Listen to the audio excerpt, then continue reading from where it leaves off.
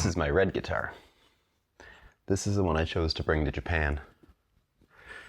I have the rest of my guitars still, but they're all put away for now until I can bring the rest over. I could only bring a few things with me. I brought this guitar. I brought my favorite pedals. And I couldn't bring an amp, so I had to buy an amp when I got here. I didn't have an amp for a while at all. I had to play straight through my computer. And that's what we're going to talk about today. But this amp is still cool. I bought a broken JCM 900 at a place called Hard Off.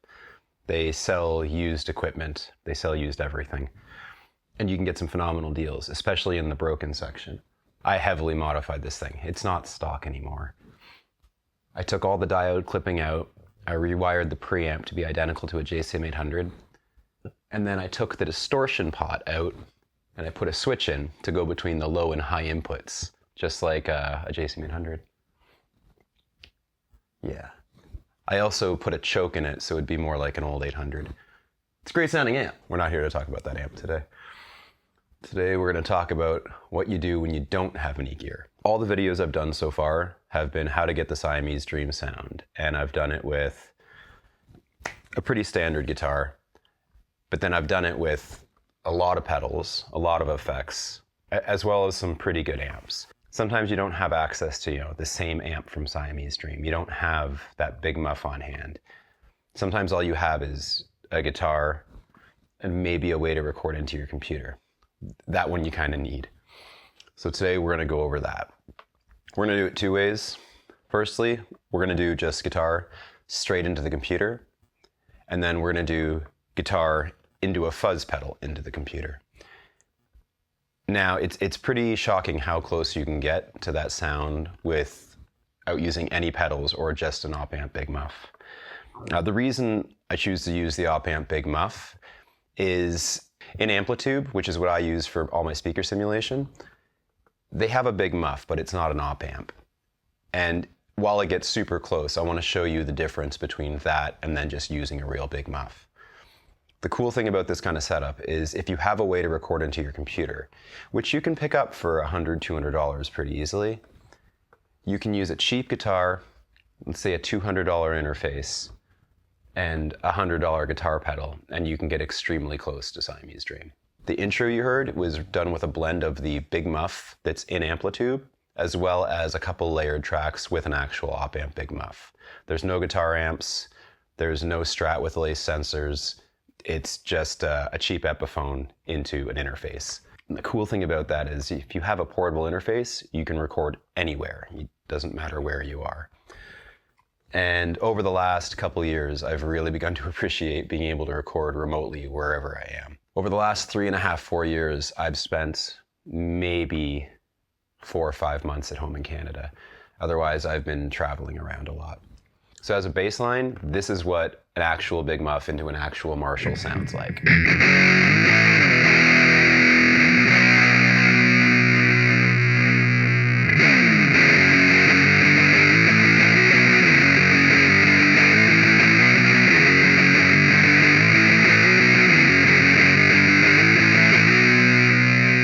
This is what it sounds like playing just the guitar straight into the interface.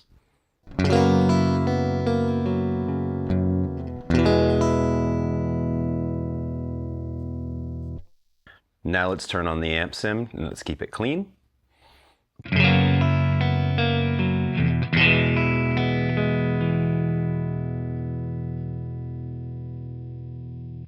Now let's turn on the big muff.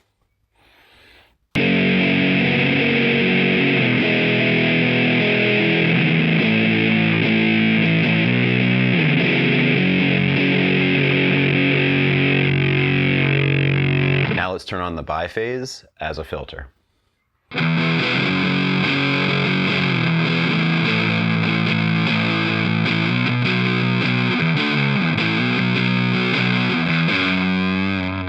Already we're starting to get close, and that's just using plugins. So let's, for comparison's sake, compare the op-amp big muff that's on my board running into the amp sim versus the big muff in the amp sim.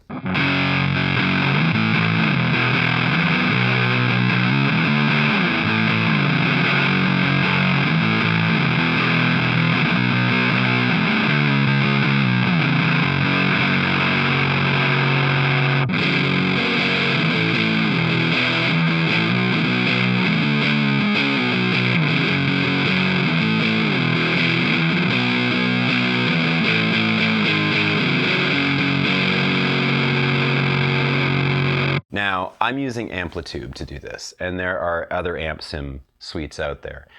In fact, whenever you hear me play this Marshall, or any Marshall, you're always hearing the same speaker sim that I'm using with Amplitude right now. One of the things I like about using an amp sim to do this is you're not locked into one sound when you start recording. So the cool thing is you can just record the raw guitar, and then you can sit there and tweak the guitar sound as much as you want until you get as close as possible to whatever it is you're trying to achieve, whether that's a Siamese Dream sound, a melancholy sound, or another band altogether. Maybe you want to try doing Deftones, or Tool, or Polyphia, or anything else. Using just the raw guitar signal and then adding everything after makes it so much easier. Now let's try layering some guitar sounds and see what happens.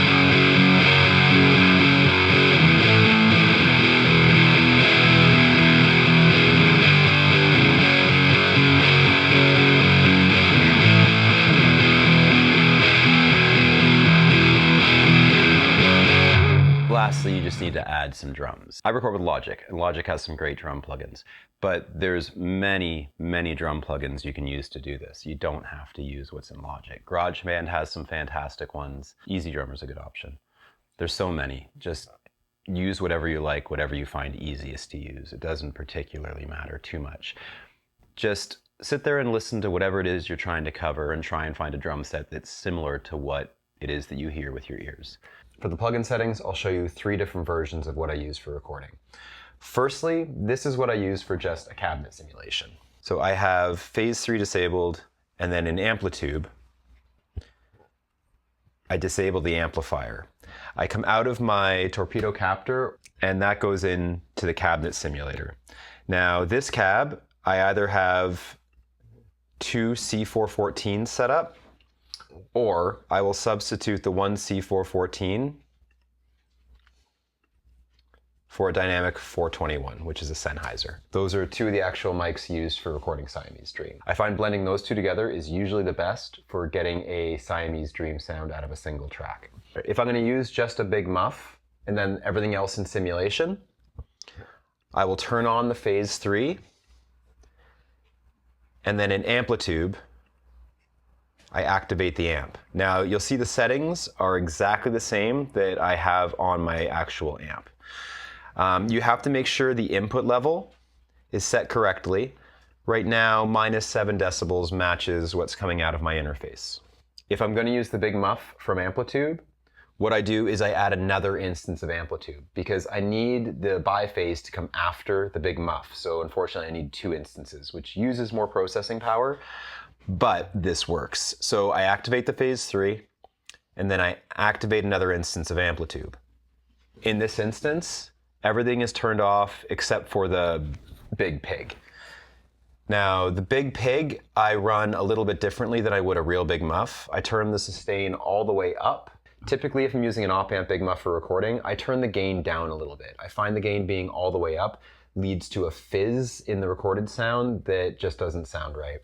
You'll also notice I have EQ set up. The EQ is basically flat, but I cut off frequencies from around 5K and down. The setting is at 5850, but you'll notice that it starts to taper just before 5K. And then I also cut some of the low end out. It says 97 Hertz, but it starts to taper down from about 200. The settings for phase 3.